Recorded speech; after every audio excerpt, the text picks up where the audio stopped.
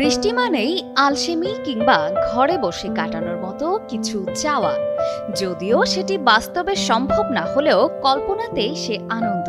তবে এটা ঠিক, বৃষ্টি দেখলেই অনেকের ঘুম ঘুম লাগে বা ঘুমিয়ে পড়ার প্রবণতা বাড়ে। এর পেছনে বেশ কিছু বৈজ্ঞানিক ও পরিবেশগত কারণ রয়েছে। চলুন জেনে নেওয়া যাক। বৃষ্টির শব্দকে হোয়াইট নয়েজ বলা হয়, যা নিয়মিত এবং মৃদু। এই শব্দ মস্তিষ্ককে প্রশান্ত করে ও অন্যান্য বিরক্তিকর শব্দ ঢেকে দেয়, ফলে মন ও শরীর শীতল হয় এবং ঘুমানোর অনুভূতি আসে। বৃষ্টির দিনে সূর্যালোক কম থাকে।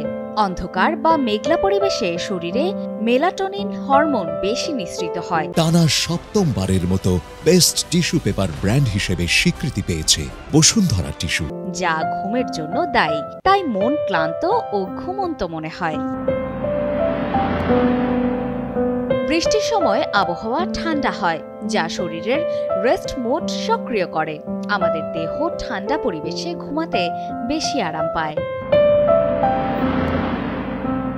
বৃষ্টির দিনে অনেকেই বাইরে বের হন না, কাজ কম থাকে, তাই মন ও শরীর দুটোই অলস হয়ে পড়ে।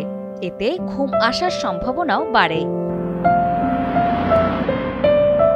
বৃষ্টির দিনে ঠান্ডা, নরম আলো, শান্ত শব্দ ও অলস পরিবেশ সব মিলিয়ে ঘুমের আদর্শ পরিবেশ তৈরি করে। এটাই ঘন ঘন হাই তোলা বা হঠাৎ ঘুমিয়ে পড়ার প্রধান কারণ। অপর্ণা বর্ষা, কালের কণ্ঠ।